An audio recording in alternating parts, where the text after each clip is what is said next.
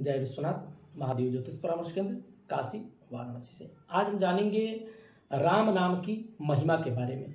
किस प्रकार से यह दो अक्षरों का राम का नाम जो है हमें औषधि की तरह प्रोटेक्ट करता है, सुरक्षा देता है, औषधि की तरह काम करता है। गोस्वामी जी ने लिखा है रामचरितमानस में कि दैहिक दैविक भौतिक तापा राम राज काहू नहीं व्यापा।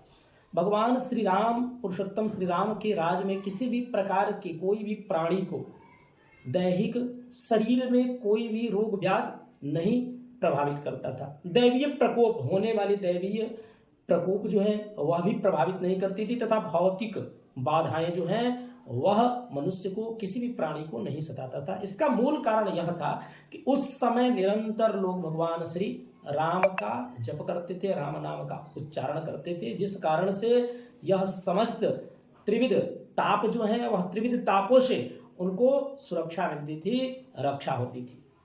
राम नाम इन दो अक्षर में ही पूरे रामायण का सार छिपा हुआ है। पूरे रामायण का जो रहस्य है वह राम नाम में ही, यह दो अक्षर में ही छिपा हुआ है।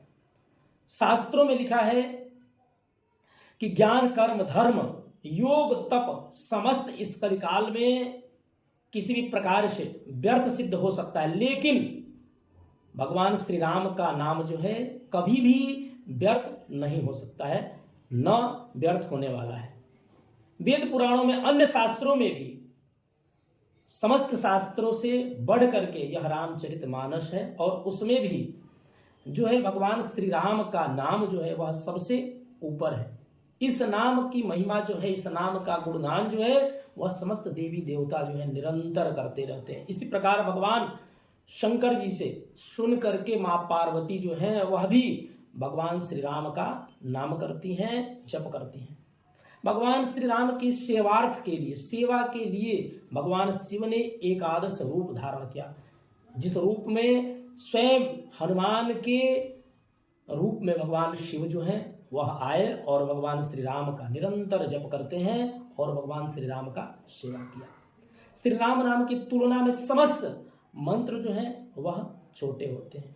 इस नाम के जप करने से त्रिविध ताप जो बताए गए हैं, दैहिक दैविक और भौतिक ताप, यह तीनों ताप जो हैं वह समाप्त हो जाते हैं। इन तीनों तापों से हमारी रक्षा होती है, प्रोटेक्ट करता है, यह हमारी सुरक्षा करता है। यह राम नाम का जो कवच है यह हर प्रकार से हमारी रक्षा करता है।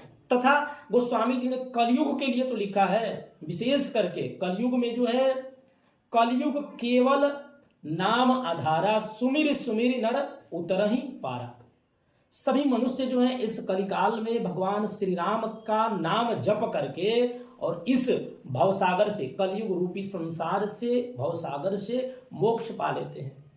यही संसागर से ही नहीं, किसी भी कार्य में, यदि हमारे किसी भी कार्य में निरंतर बाधाएं उत्पन्न हो रही हो, बार बार असफल हम हो रहे हो उस समय, या हमारे घर में निरंतर कलह बना रहता हो अकारणवश, या ग्रह संबंधित किसी भी ग्रहजन्य दोष हो हमारे कुंडली में, वैसी स्थिति में भी यदि हम राम नाम का उच्चारण करते हैं, जप करते हैं और राम भगवान श्री राम के कुछ श्लोकों का, कुछ चौपाई का यदि हम पाठ करते हैं तो उससे जो है हमारा हर प्रकार से बिगड़े हुए कार्य जो है वह सिद्ध होते हैं तथा हर प्रकार से हमारी रक्षा होती है। घर में कलह बना हो, पितृदोष हो या अन्य आपस में घर के सदस्यों के साथ मनमुटाव रहता हो, वैसी स्थिति में यदि हम भगवान श्री राम का नाम का जप करते हैं, उच्चारण करते हैं, तो उससे हमें हर प्रकार से लाभ होता है।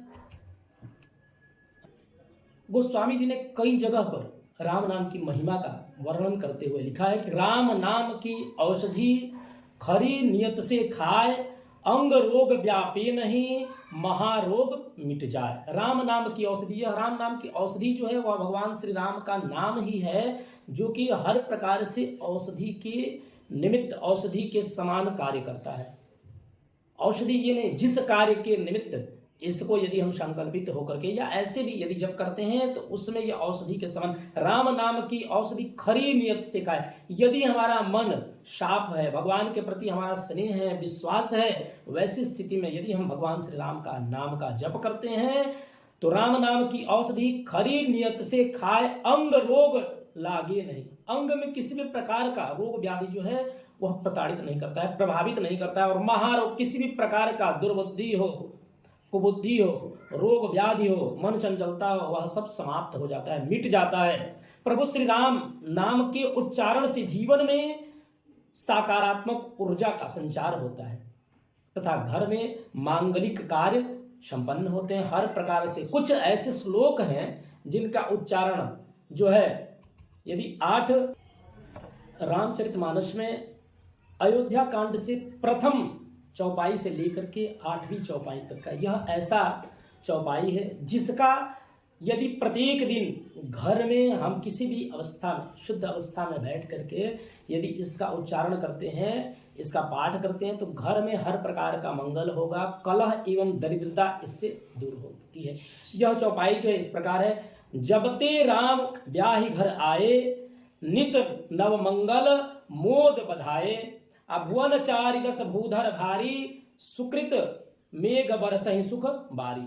इसका यदि हम प्रत्येक दिन यहाँ से लेकर के और 8वें चौपाई तक का यदि प्रत्येक दिन 8 चौपाइयों का हम पाठ करते हैं तो उससे घर में नित्य नैमित्तिक मंगल होता है और भगवान श्री राम की कृपा समस्त प्राणियों के ऊपर बनी रहती है। यह एक ऐसा मंत्र है, यदि प्रत्येक दिन हम उच्चारण भी करते हैं, यदि चाहें तो लिख भी सकते हैं। श्री सीताराम सीताराम जो मंत्र है, इसका लिखने से जिस दिन यह मंत्र 1 लाख की संख्या में पूर्ण हो जाएगा, उस दिन हमारा कोई भी कार्य निर्विघ्न वह सफल होगा।